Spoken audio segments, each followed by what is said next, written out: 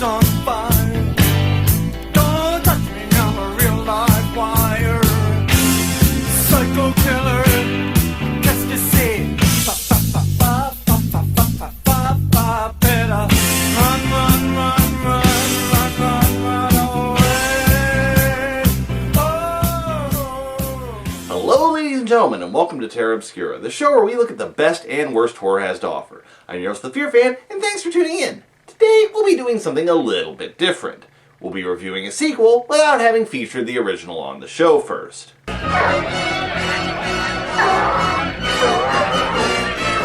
Alright, everybody settle down. I suppose a little bit of explanation is order. First, you should know that this is a You Asked For It episode. Second, because I was forced to endure a profoundly shitty horror sequel last time, I figured I'd treat myself to a decent one by watching Critters 2. Still, I can't really talk about this one without at least addressing the first movie, so here goes. It's the story of young Brad Brown, farmer's son and likely future arsonist, and his buddy Charlie, a man with more derps per square inch than Stephen King and Creepshow. When a group of evil space Furbies with a case of the munchies on par with the shark from Jaws bust out of space prison, it's up to them and a pair of metal-as-fuck shape-shifting bounty hunters to make sure that the ravenous fuzzballs don't turn the entire Earth into a buffet. Critters was one of the wave of tiny terror movies that swept the 80s after Gremlins came out, presumably because back then, it just wasn't scary unless you could just punt the antagonist away. Still, amidst all the munchies, ghoulies, and hobgoblins terrorizing all those leg-warmer-clad ankles, Critters stands out for a couple of reasons.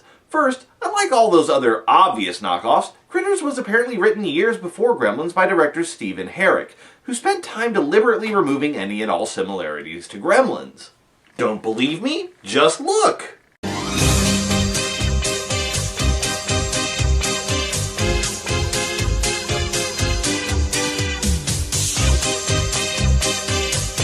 Okay, so 90% of the similarities. Apart from that, there's the second thing that makes Critters stand out from the pack. The fact that it's actually decent. While some of the knockoffs I mentioned are just lazy imitations with zero ambition, Critters genuinely wants to be a good film that can stand on its own 2 feet. With good effects, decent performances, and a pretty clever creature design, Critters did well at the box office and gathered enough attention that New Line Cinema got on board and greenlit a sequel. But, even with its high level of quality and all the good press that the original got, would a better funded sequel be enough to drive fans into the feeding frenzy that New Line hoped it would, or would it simply bite the big one? There's only one way to know for sure, so let's tune in and find out. We begin buried deeper underground than New Line should have planted Freddy's Dead. There we see a refugee from a Pentium commercial desperately trying to escape either being eaten alive or becoming the unwilling star of his very own tentacle hentai.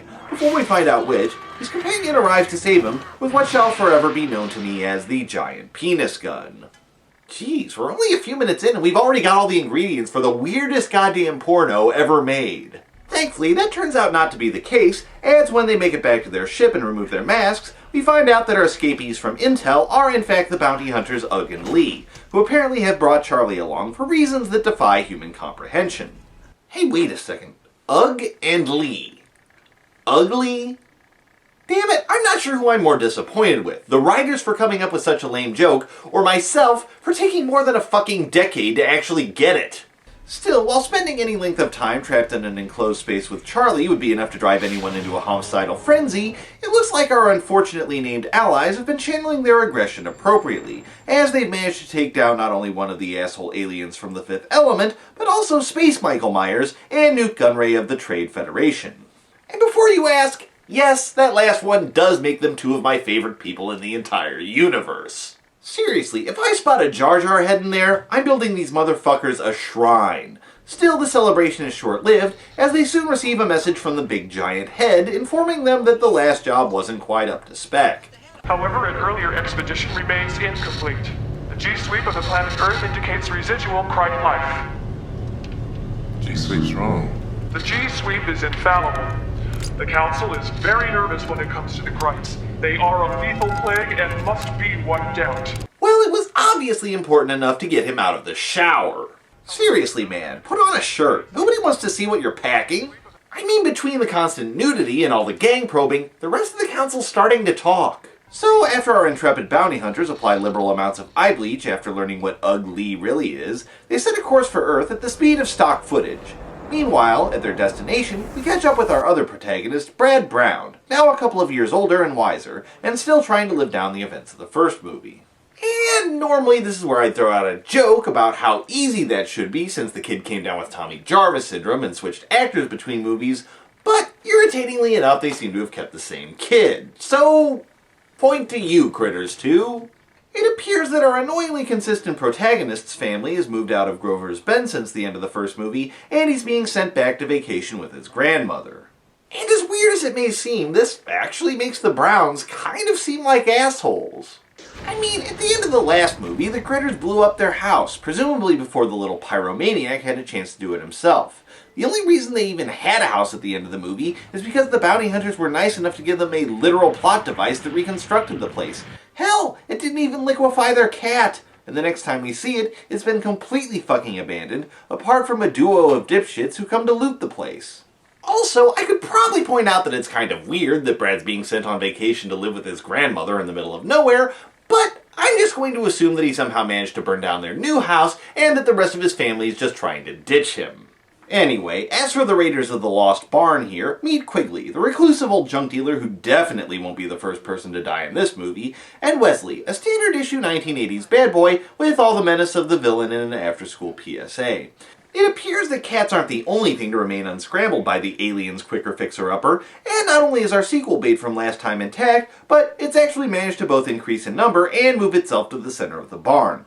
Quick to capitalize on the situation, Wesley decides that a bit of negotiation is in order. These things ain't worth dick. Okay, fine. I'll just take them up to KC. See what one of them big antique stores will give me for them. But a case of Meisterbrow would save me a lot of trouble. Load 'em up. Meisterbrow, apparently worth slightly less than Dick. And while the Meisterbrow marketing department is apparently in for a hard sell, it appears that the Grover's Bend Gazette is in for an equally tough time, as there's not all that much in the way of news. We pull the photo one column to the left. Now we'll keep the 4-H Club sidebar, and we will swap the Sidewalk Weeds issue with the Easter egg hunt right here, huh? Grover's Bend Gazette, also worth slightly less than Dick.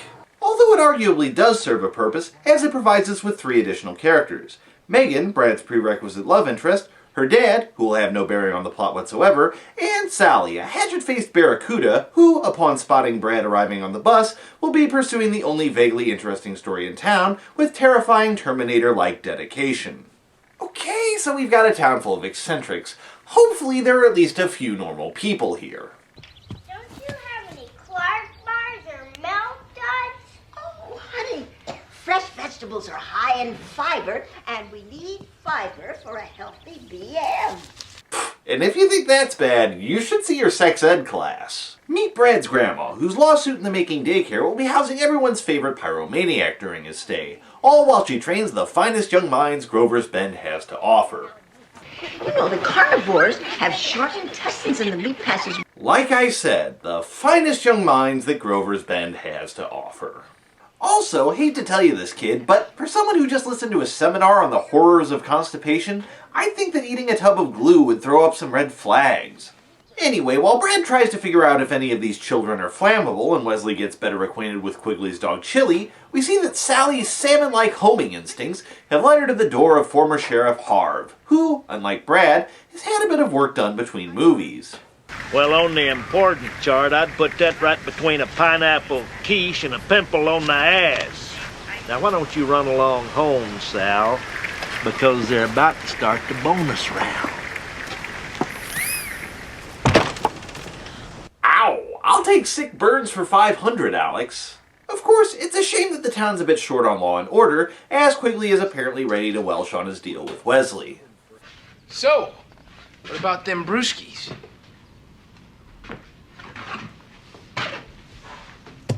This is all that plane wrap piss. I thought we agreed on Meisterbrow. I ain't got no Meisterbrow. Then I'm taking 2. And a couple of these. Ha! Joke's on you, asshole. 2 cases of beer and some porn is worth slightly more than Dick. Economics, bitch. Of course, in his haste to get away from Quigley's crap shack, that value does depreciate slightly, so with his haul reduced to exactly Dick, he decides to grab a bite to eat. Meanwhile, as their ship approaches Earth, Charlie is beginning to suspect that the bounty hunters might have some ulterior motives for keeping him around. Charlie, quiet. Charlie, thinking. Thinking what? Oh. Hey, you wouldn't just leave me on Earth, would you?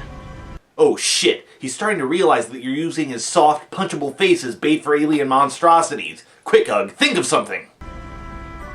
Charlie, bounty hunter. Yeah, Charlie Bounty Hunter. Yes, Charlie Bounty Hunter. Nice save. Back at the diner, Wesley is fully embracing his role as the villain of an anti-teen pregnancy PSA and putting the moves on Megan. Brad does his best to Ralph Macchio the situation, but since you apparently can defend against the crane kick, things go about as well as you'd expect. Luckily, Megan is there to save her proverbial damsel in distress, and it turns out that she might actually know him. He used to throw cherry bombs in the trash can. Okay, she definitely knows him. As such, Brad tries to get his Mac on, with all the pimptacular skill you'd come to expect from the average 12-year-old.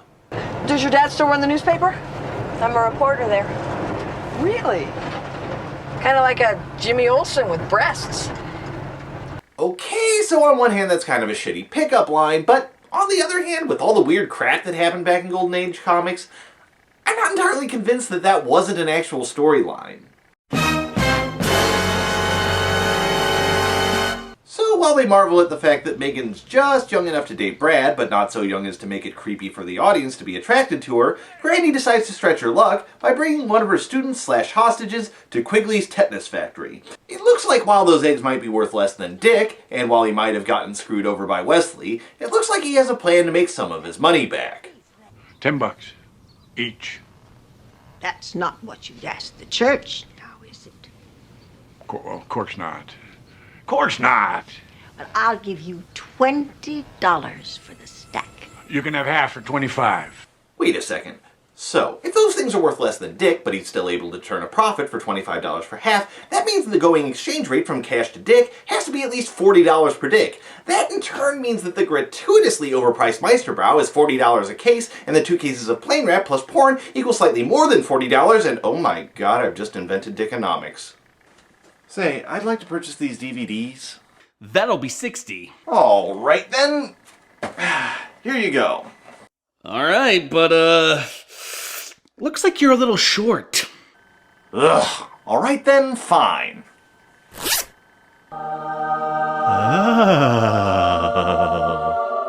No touching. Fine, whatever. Here's your change. What the fuck?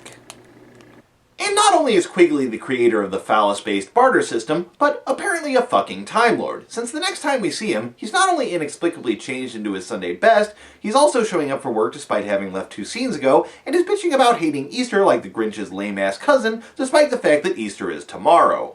But before he can marvel at his own continuity, or at least run afoul of the Cybermen, he makes a rather unfortunate discovery. Chili dog? Chili boy. Chili. Chili, wake up, boy.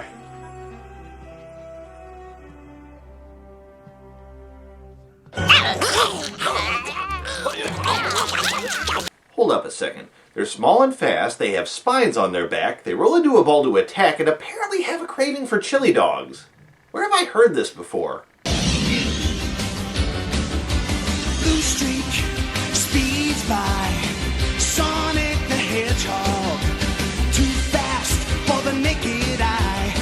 Sonic the Hedgehog, Sonic, he can really move. Sonic, he's got an attitude. Sonic, he's the fastest thing alive. Anyway, with Quigley down under and presumably trying to figure out how he's going to manage his next regeneration from inside millions of tiny little stomachs, we see that Granny, having not quite endangered Megan's little sister enough for one day, hands her an alien murder beast egg as payment for services rendered. Sure enough, she winds up playing Hungry Hungry Hedgehog with her fingers and toes until she's saved by another creature feature trope, the parental boot of complete monster ignorance. You alright? Oh, I'm sorry, honey. Boy, your Easter candy's a real mess. Yeah. You. Jesus, I'm not sure what I'm more surprised by. The fact that the critters apparently explode into a puddle of gack when they're stepped on? Seriously, there's not a single solid chunk of the thing left. Or the fact that he believes his daughter was actually going to eat that. You know, the carnivores have... You know what? Never mind. Of course, Granny's kindergarten super diet is apparently a thing around here, as rather than fake plastic eggs full of candy and toys, they've stocked their Easter egg hunt with real eggs full of either Nickelodeon award show remnants or horrible biting monsters. Still, while the children have yet to feel the bitter sting of disappointment, which in this case will feel a lot like gnawing space beasts, it looks like at least one of the adults present already has. Midge, will you bring the sheriff his package? Thank you, darling. Are you sure you couldn't get somebody else to do this? Sheriff Harv did it for 20 years running. Well, I ain't Sheriff Harv. Don't be such a gloomy Gus. Yeah, cheer up, Sheriff. Sure, you're stuck being the sheriff of Grover's Bend, but you don't see the new priest being a pain in the ass, and everyone loves him even after the old priest got shipped out. Speaking of which, I've got to admit that I find it amusing that the church treats a pastor who had his face stolen by an alien bounty hunter and used to blow up a bar the same way they would treat one who shows his dick to altar boys.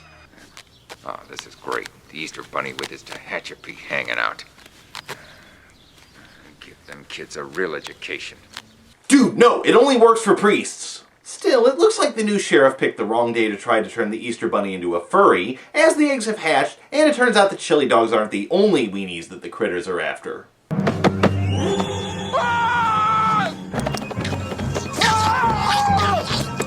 Oh my god! How will he pay for his beer? Still, you've got to admire the man's grit and determination, as he uses the last of his strength to definitively ruin Easter.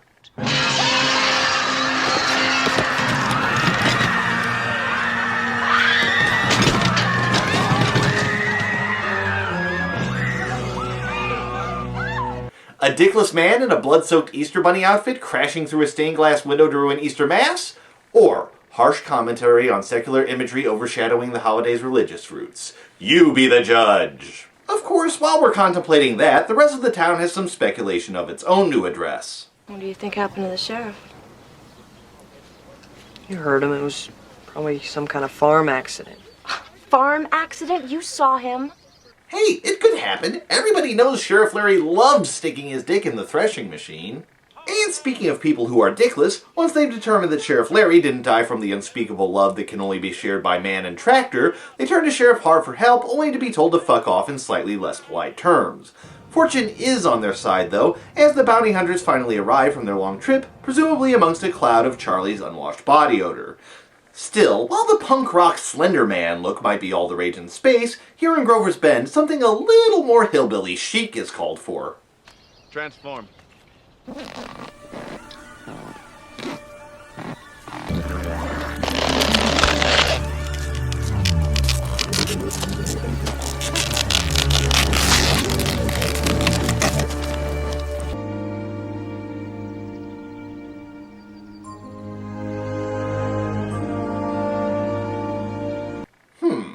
Nice facelift and boob job, but I probably would have popped for the stomach stapling as well.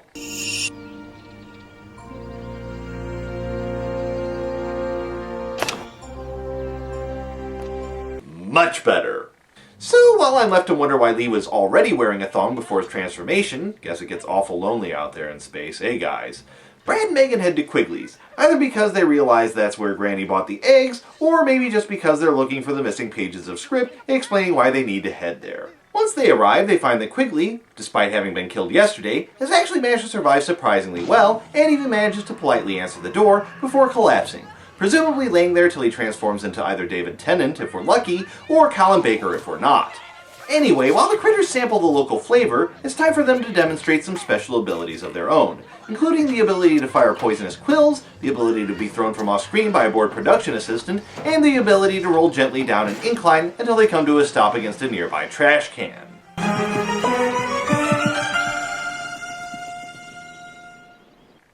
And why the hell did somebody leave their Easter candy lying around out there?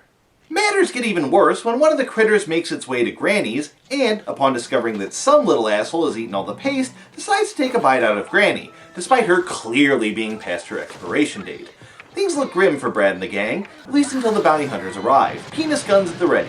Once they're done blowing a hot, sticky load all over the wall, Brad and Charlie have a quick reunion while they head into town to take out the rest of the critters, who are doing their very best Gremlins impression.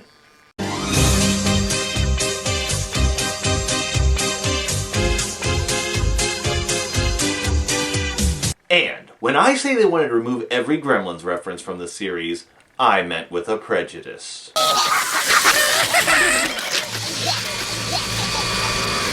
That's very impressive, Ugg.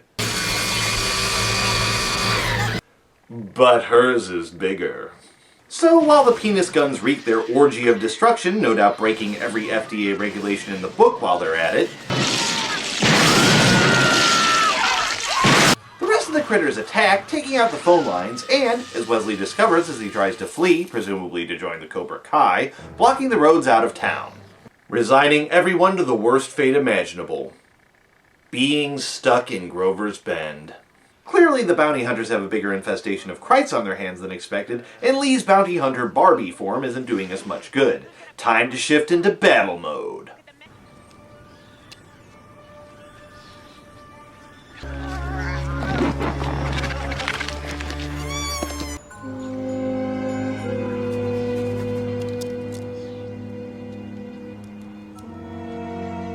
Kill more crates. Hey, I wouldn't be too upset, Eugene. Now all the ladies are gonna think you're packing that cannon. Still, with the bounty hunters here and kicking ass, it shouldn't be too long until this little problem is taken care of.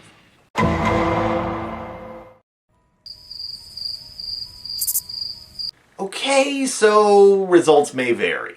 Seriously, do you guys bill by the hour or something? Although, part of me wonders if they'd be done by now if Lee would quit stopping to try on every face he stumbles across. What are you doing? No! Yeah, for the love of God, stop! If you get part 6, Freddy, we'll be up to our armpits in shitty cartoon sound effects.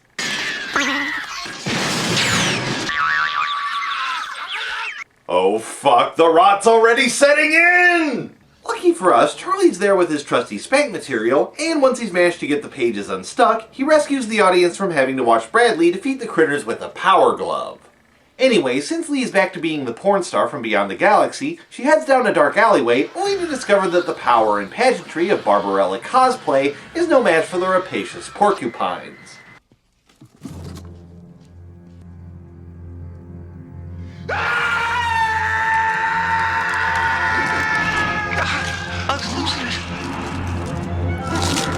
Hey, you got your altered states in my Critters movie.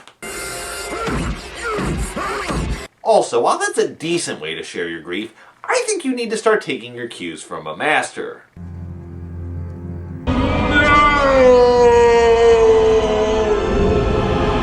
Much better. Still, it looks like Ugg takes it even harder when he hears that they're going to replace Lee with Hayden Christensen in the special edition. And while he's out of it, the defense of Grover's Bend falls to its residents. This goes exactly as well as you would expect. Hey, get back inside. Go on.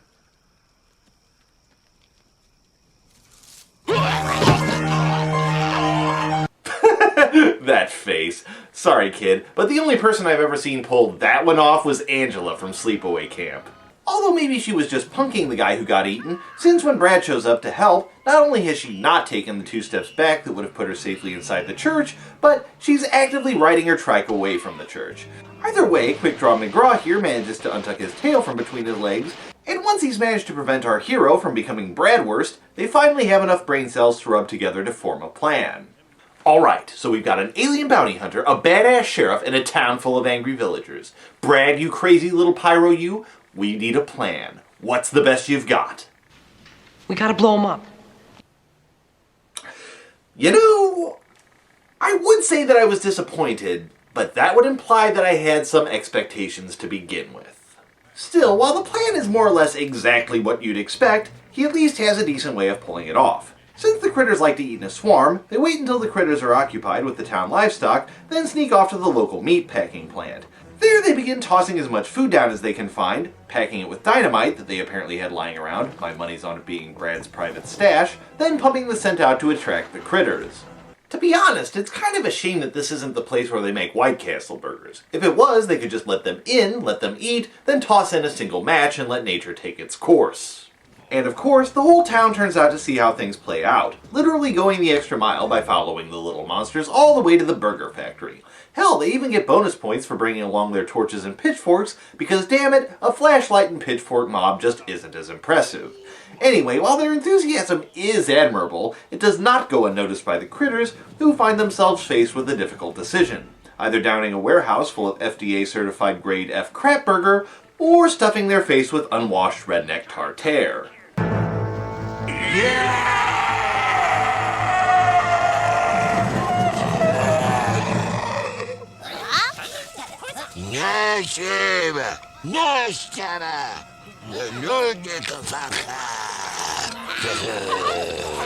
You know, this would have been a hell of a Burger King product placement tie-in. Still, I do have to admit that the Happy Meal toys would be a bit of a problem. So, with the critters chowing down in what might be the only time in human history where McDonald's was the healthier menu choice, the plus-size critter reveals himself as the bounty hunter, apparently taking the if you can't beat 'em, join 'em policy. Luckily for them, the cosmic cosplayer is still on their side, locking the little monsters away and blowing them to hell. But before they have a chance to celebrate too much, they find themselves confronted with the fact that not only are these things apparently indestructible, but also big George Lucas fans.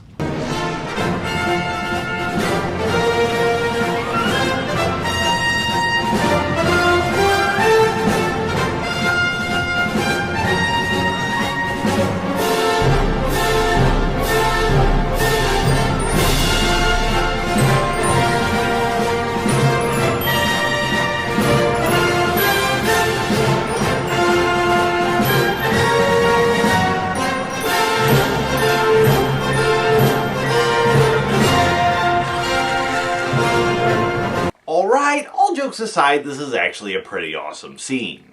It raises the stakes, gives the characters a unique problem to solve, shows off bigger budget and scale than the previous movie, and serves as a nice surprise to the audience. Or at least it would if they hadn't plastered it across every poster, promotion, and video case related to the movie. Still, that doesn't decrease the awesomeness as they chase the critter ball, managing to knock it off course only briefly before shit goes south. Trapped in the path of the koosh ball of doom, it looks like they've only got seconds left to live, when suddenly, Charlie appears to do what he does best.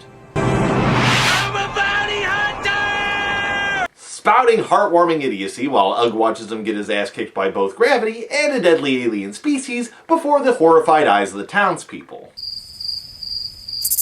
Okay, before the mildly bored, somewhat disinterested eyes of the townspeople.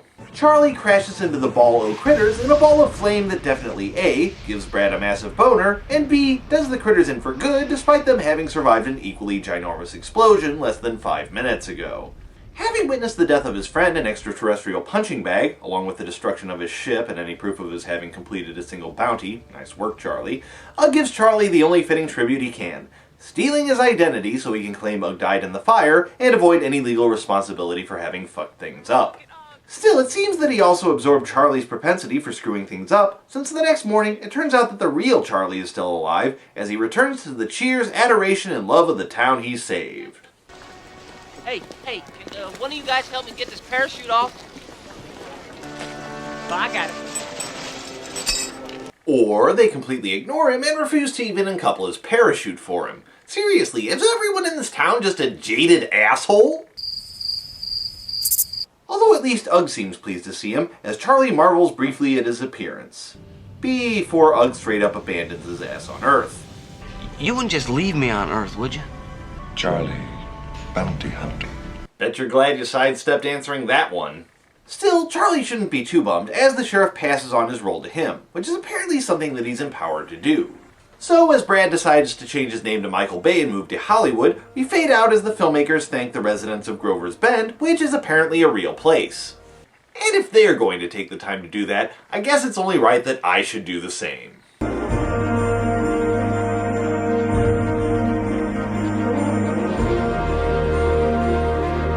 Anyway, that's Critters 2, and it's actually a pretty damn good follow-up to the original. In fact, while the first one's good, I'd actually argue that Part 2 is better in a lot of ways.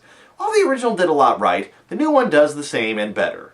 One of the hallmarks of a good sequel is that it raises the stakes. It shows you new and interesting ways to make the villain deadlier than ever. Take Aliens, for example. That movie not only revealed more of the alien life cycle while keeping the creatures a mysterious enigma, it also showed what happened when something like that got loose in a populated area. Same for Predator 2. Bigger hunting ground, more awesome Predator technology.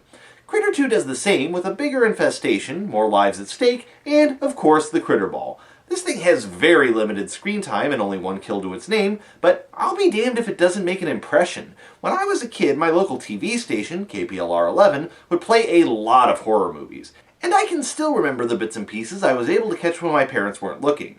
It was there that I first met the Predator, learned not to say the word Candyman without at least a dictionary's worth of words between utterances, and yes, met the Critters. I still remember my 10-year-old self staring goggle-eyed as that churning ball of teeth reduced a man to a blood-soaked skeleton in half a second.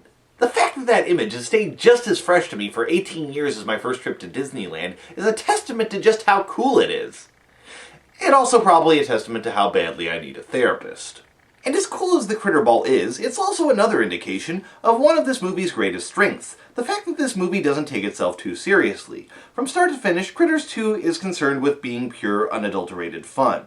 From the deaths by Bunny Crotch Attack to the zany sound effects, which I'll admit seem a lot less out of place here than in Freddy's Dead, this is a movie that clearly is aware of the fact that it's a cheesy pistache of old sci-fi movies like Invaders from Mars. It loves what it is, and it's clearly made by people who love it for what it is.